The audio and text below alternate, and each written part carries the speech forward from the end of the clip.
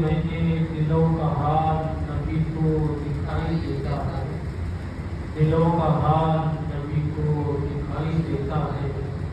نبی کی شان سماعت پہ جائیے قربان، نبی کی شان سماعت پہ جائیے قربان، میں سوچتا ہوں تو ان کو سنائی میں سوچتا ہوں تو ان کو سنائی دیتا ہے۔ نبی کی شان سماعت پہ جائیے قربان۔ کہنے والوں نے کہا جو لوگ نزدیک کے سننے والے ہو کان، جو لوگ نزدیک کے سننے والے ہو کان، آگے لالے کرامت نبی کی شان سماعت پہ جائیے قربان، میں سوچتا ہوں تو ان کو سنائی دیتا ہے۔ اور میں تو مالک ہی کہوں گا کہ وہ مالک کے حبیب، میں تو مالک ہی کہوں گا کہ وہ مالک کے حبیب، یعنی محبوب و محب نہیں میرا تیرا، اور یا رسول اللہ تیرے قدموں میں جو ہے غیر کا خون کیا تھا۔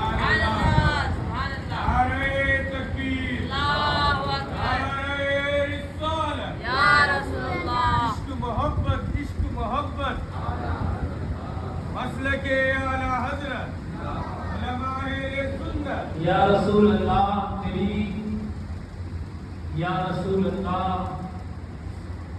تیرے قدموں میں جو ہے غیر کا منہ کیا دیکھے، تیرے قدموں میں جو ہے غیر کا منہ کیا دیکھے، کون نظروں میں جچے دیکھ کے تلوار،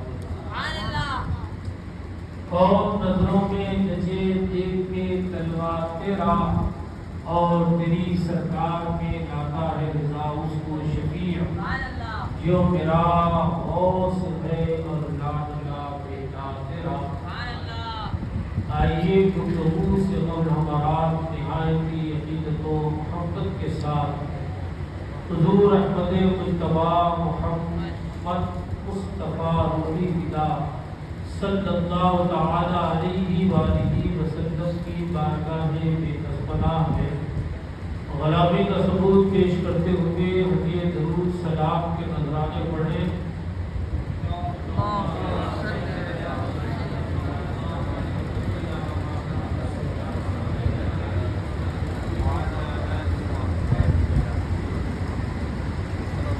ہم اس نبی کی یاد میں بیٹھے ہوئے ہیں یا اس نبی کی یاد منا رہے ہیں جس کی یاد سے مردہ زندے ہو جاتے ہیں۔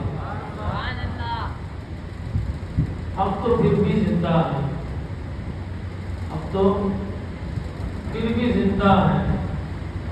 قرآن کریم کہہ رہا ہے وہ جو نبی کے نام پر، نبی کے اسلام پر اپنی جان قربان کر دیتے ہیں، نچھاور کر دیتے ہیں، جان دے دیتے ہیں، اللہ فرماتا ہے کہ تم انہیں مردہ نہ کہو بلکہ وہ زندہ۔ زبان پہ پابندی لگا دی تو بہت سارے لوگوں کو مزہ مل گیا کہ صرف زبان پہ پابندی ہے، خاموش رہے تو اچھا ہی ہے نا، زبان پہ پابندی ہے۔ اللہ تبارک و تعالیٰ نے ایسے لوگوں کا بھی انتظام کیا، وَلَا تَقُولُوا لِمَن يُقْتَلُ وَلَا تَحْسَبَنَّ الَّذِينَ قُتِلُوا فِي سَبِيلِ اللَّهِ أَمْوَاتًا، وہ لوگ جو اللہ کی راہ میں اپنی جان دیتی ہیں، نبی کے اسلام پر جنہوں نے اپنی جان دی ہے، انہیں مردہ تصور نہ کرو، گمان نہ کرو، بل احیاء، بلکہ وہ زندہ ہے۔ کہاں زندہ ہے؟ اللہ کے ہاں زندہ ہے، اللہ کی نگاہ میں زندہ ہے۔ انسانوں کی نگاہ میں مردہ ہے، اللہ کی نگاہ میں زندہ ہے۔ یہاں کی زندگی پانے والوں نے یہ کہا کہ ہماری زندگی کھانے پینے پر محفوظ ہے، ہم زندہ ہیں۔ اگر وہ اللہ کے ہاں زندہ ہے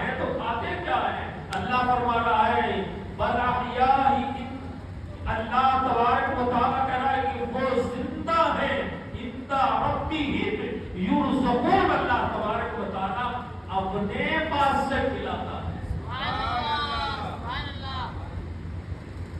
ہم کھانے کے لیے تدبر کرنی پڑتی ہے، جو اللہ کے لیے اللہ کے نبی کے نام پر اپنی جان دے دیتے ہیں، اللہ انہیں منا کے کھلاتا ہے۔ کھانے کو طبیعت نہیں ہوتی لیکن تھوڑا سا کھاتے ہیں، تھوڑا سا کھانے منا کے کھلاتا ہے، تھوڑا سا کھانے۔ تو دیدار ملت اسلامیہ کتنا بڑا مقام اللہ پر، اللہ کے رسول پر مر جانے والوں کا ہوا۔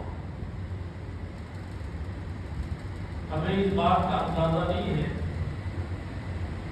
ایک مرتبہ جھوٹ کے بارگاہ رسالت میں آلے رسالت جھوٹ کے درد و سلام کا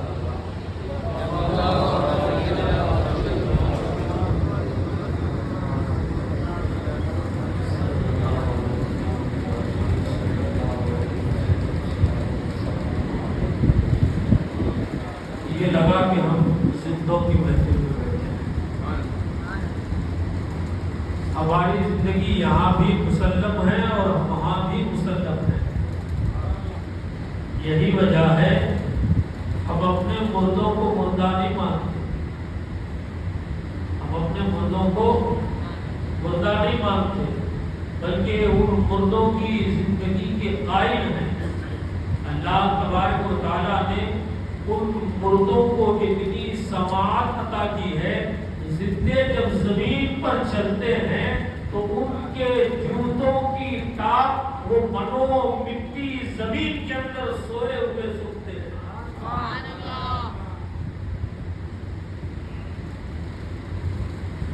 آج عقیدے کا یہ عالم ہو گیا ہے، ہمارا مردہ تو سنے، ہمارا مردہ تو سنے، بلکہ یہ حدیث پاک بخاری شریف میں یہ نہیں کہا گیا کہ مسلمان مردہ سنتا ہے۔ بخاری شریف میں یہ نہیں کہا گیا کہ مسلمان مردہ سنتا ہے، بلکہ اللہ کے نبی صلی اللہ تعالیٰ علیہ وآلہ وسلم ایک یہودی کے جنازے کے گزرنے کے موقع اور محل میں یہ حدیث ارشاد فرمائی ہے۔ تفصیل بڑی ہے اس کی۔ اس موقع پر یہ حدیث فرمائی ہے کہ مردہ سنتا ہے۔ تو دیدار ملت اسلامیہ جب غیروں کے مردے اتنا سنتے ہیں، بے ایمان مردے اتنا سنتے ہیں، تو با ایمان مردوں کی سماعت کا، ان کے سننے کا عالم کیا ہوگا؟ اور جب ان کا سننا مسلم ہو گیا ہے تو رسول اللہ کے سننے کا عالم، رسول اللہ کے سننے کا عالم کیا ہوگا؟ آج بحث میں پڑے ہوئے باتیں کہتے ہیں کہ بھائی اس میں جھگڑا ہوتا ہے، یہ کیا ہے؟ بس بنائے ہوئے عقیدے ہیں، ان سے کیا ہوتا ہے؟ اعمال کی دنیا میں آؤ، نمازیں پڑھو، روزہ کرو، روزہ رکھو، حج کرو، زکات دو، نوافل پڑھو، صدقہ کرو، اعمال کی دنیا میں آؤ۔ ان عقائد سے ہوتا کیا ہے؟ دیدار ملت اسلامیہ قبر سب سے پہلی منزل ہے آخرت کی، قبر سب سے پہلی منزل ہے آخرت کی، یہاں عمل نہیں پوچھا جائے گا۔ ہمارا آپ نے علماء سے سنا پڑھا، ابھی مفتی صاحب قبلہ قدس اللہ مرادی بھی کہہ رہے تھے قبر میں سوال ہوگا، من رب ہوگا۔ ہمارا بھی ایمان ہے اس میں، ہمارا بھی ایمان اس میں ہوگا۔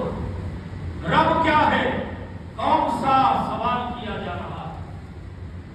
یہ سوال عمل سے تعلق رکھتا ہے یا عقیدے سے تعلق رکھتا ہے؟ عقیدے سے تعلق رکھتا ہے۔ لوگ کہتے ہیں عقیدے سے کیا ہوگا؟ عمل سے ہوتا ہے۔ اور پھر یہ بھی کہ عمل سے زندگی بنتی ہے، جنت بھی جہنم بھی۔ بھائی وہ اپنی فطرت میں خاکی نوری کیا ہے، پہلے اسے تو تلاشنا۔ مصرے اولا لے کے ناچ رہے ہو کہ بس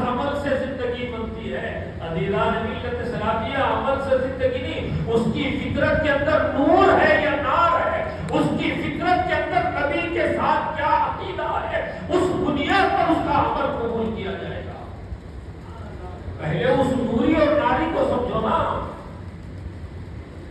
وہ جنہوں نے کہا ان کو لے کے بس ہلا مچایا جا رہا ہے. اعمال ہونی چاہیے. عقیدہ ملت اسلامیہ اعمال نہیں پوچھے جاتے قبر میں، بلکہ متفق علیہ حدیث جو ہے امام بخاری اور امام مسلم کی، ان دونوں حضرات کی متفقہ حدیث جو ہے وہ صرف ایک سوال کے متعلق، قبر میں صرف ایک ہی سوال ہوگا. صحیح کی اور دوسری کتابوں میں ہے، ابو داؤد میں ہے، ترمذی میں ہے، نسائی اور دوسری کتب میں ہے، 3 سوال ہوں گے. لیکن امام بخاری اور امام مسلم جن کو لے کے آج لوگ چورستوں پر تنتنا رہے ہیں، چورستہ ہی گاؤں 4 آدمی کو بٹھا دیا، ایک کیمرہ فٹ کر لیا، بولے جا رہے ہیں بخاری میں دکھاؤ، بخاری میں دکھاؤ. ارے ہم بھی تو یہی کہہ رہے ہیں نا بھائی بخاری میں دکھاؤ، تمہارا بخار تو اترے یار. امام بخاری رحمۃ اللہ تعالی علیہ فرماتے ہیں ایک ہی سوال ہوگا، ما کنت تقول فی شأن حق الرجل، اس شخص کے بارے میں کیا کہتے ہو جو تمہاری طرف آیا ہے. سبحان اللہ. تصویر نہیں دکھائی جائے گی، زمین سے غاریں نہیں بنائی جائے گی، وہ اتارا جائے گا تمہاری قبر کے اندر. اب بتاؤ مسلمانوں، ہم نے کتنے مرتبہ ایسے منظر دیکھے ایک ہی قبرستان کے اندر، ادھر ایک مردہ دفن ہو رہا ہے، ادھر ایک مردہ دفن ہو رہا ہے، ادھر بھی مٹی برابر پڑ رہی ہے، ادھر بھی مٹی برابر پڑ رہی ہے. اور حالت یہ ہے کہ دونوں کے لواحقین 40 ختم کی فاتحہ ایک ساتھ کھڑے ہو کے پڑھ رہے ہیں. اس کا مطلب یہ ہوا مردہ ایک ساتھ دفن ہوا اور سوالات بھی دفن کے لیے ایک ساتھ اس سے کیے جا رہے ہیں. اور قبر میں اس کی ہو یا اس کی ایک ساتھ رسول اللہ کو بھیجا جا رہا ہے، اتارا جا رہا ہے. یہ عقیدہ ہے بھائی. عقیدہ مضبوط ہو تو عمل میں پختگی پیدا ہوتی ہے، عمل میں پختگی آتی ہے، عمل مضبوط ہوتا ہے. اور جب تک عقیدہ مضبوط نہیں ہوتا تب تک کوئی عمل مضبوط نہیں ہوتا. اعمال اتار دیے جاتے ہیں، منہ پہ مار دیے جاتے ہیں.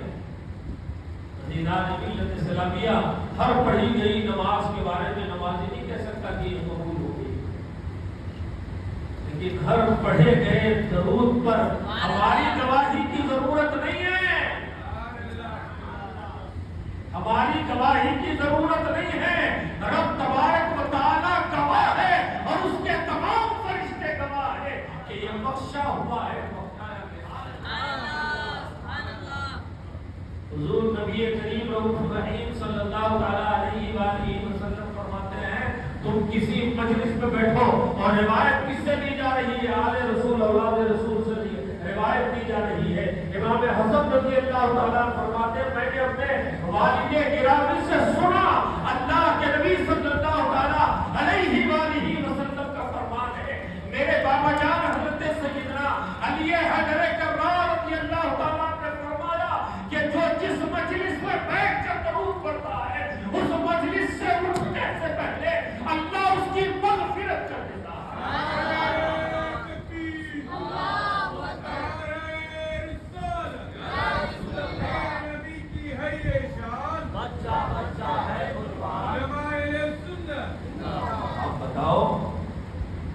کتنی مجلسوں میں بیٹھ کے ہم نبی پر درود پڑھتے ہیں، کتنے مرتبہ کے بخشائے ہوئے ہیں. ہم سے سوال کیا جا رہا ہے کہ تم یہ کر کے کیا ثابت کرنا چاہتے ہو، اس سے کیا ہوتا ہے، اس سے کیا ہوتا ہے، یہ کہاں لکھا ہے، وہ کہاں لکھا ہے. ارے تم نے کوئی کتاب نہ دیکھی ہو تو پھر سوال کیا ہے؟ دیکھے وہ سے پوچھو. ابھی آپ نے مکمل خطبہ اللہ کے نبی صلی اللہ تعالی علیہ وآلہ وسلم کی ولادت پہ سنا. اللہ کے نبی صلی اللہ تعالیٰ علیہ وآلہ وسلم کی بارگاہ میں حضرت حسان آئے فرمانے لگے یا رسول اللہ میں آپ کی شان میں قصیدہ پڑھنا چاہتا ہوں، آپ کی شان بیان کرنا چاہتا ہوں، آپ کا ذکر کرنا چاہتا ہوں، آپ کے سامنے آپ کا ذکر کیا جا رہا۔ اللہ کے نبی صلی اللہ تعالیٰ علیہ وآلہ وسلم نے کہا حسان سناؤ تو صحیح، تھوڑا ٹھہرو۔ مفسرین فرماتے ہیں حضرت حسان کا دل کچھ بیٹھ سا گیا تھا، چند لمحوں کے لیے اللہ کے نبی صلی اللہ تعالیٰ علیہ وآلہ وسلم کا کہنا حسان تھوڑا انتظار کرو، دل بیٹھ گیا تھا، میں سنانا چاہتا تھا، خوشی سے آیا تھا، لیکن اللہ کے نبی نے روک لیا، دل بیٹھا۔ اللہ کے نبی صلی اللہ تعالیٰ علیہ وآلہ وسلم نے صحابہ سے فرمایا حسان کے لیے ممبر کا انتظام کرو۔ اس کے ذکر کی بات کی جا رہی ہے، کس کا ذکر سنایا جا رہا ہے، کس کی شان بیان ہونے والی ہے، خود نبی مجلس میں جلوگر ہے، ان کی شان بیان ہونے والی ہے، خود ان کی شان کے لیے فرماتے ہیں حسان کے واسطے ممبر لاؤ۔ ممبر کیا ہے؟ تھوڑا اونچا ہو کے بولنا، بڑا اونچا ہو کے بولنا۔ لوگ کہتے ہیں علماء اہل سنت بڑا چلا کے بولتے ہیں، کیا بولتے ہیں سمجھ نہیں آتا، ایک جذبہ ہوتا ہے، یہ جذبہ سمجھ نہیں آتا۔ جب اس رات